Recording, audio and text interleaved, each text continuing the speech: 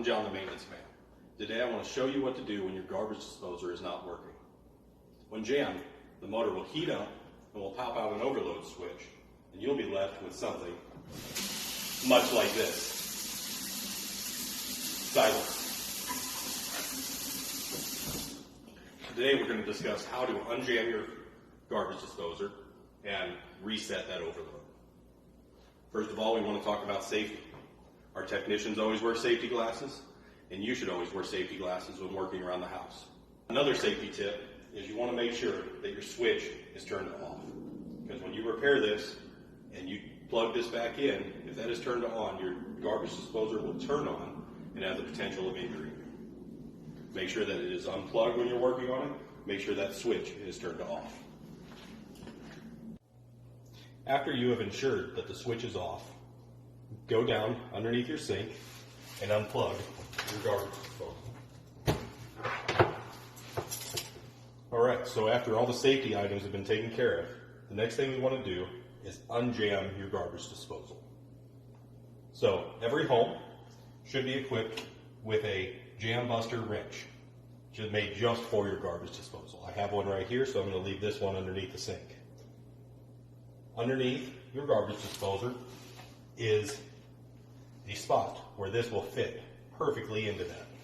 Let me show you. This is the video of underneath your garbage disposer, and right in the center is where this tool will fit. And we are going to work that around to loosen up any debris that was clogging your disposer. Alright, everything seems to be free and working. So next, we are going to reset the overload switch. After you've plugged in your garbage disposal, we're going to go ahead and run some water and test it out. Flush any of that debris out.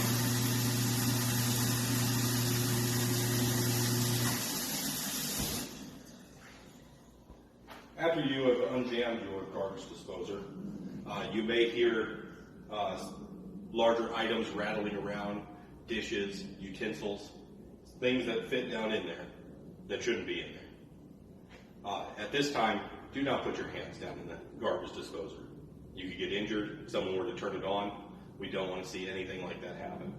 Give us a call. We'll walk you through it, or we'll come by and take care of it ourselves.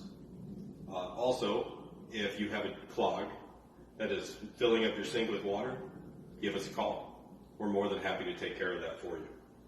Proper use and care of your disposer is a huge reason why it clogs in the first place. Things that should not go down there.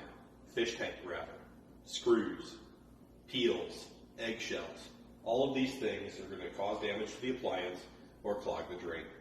So be sure to only put in a few food scraps, things like that.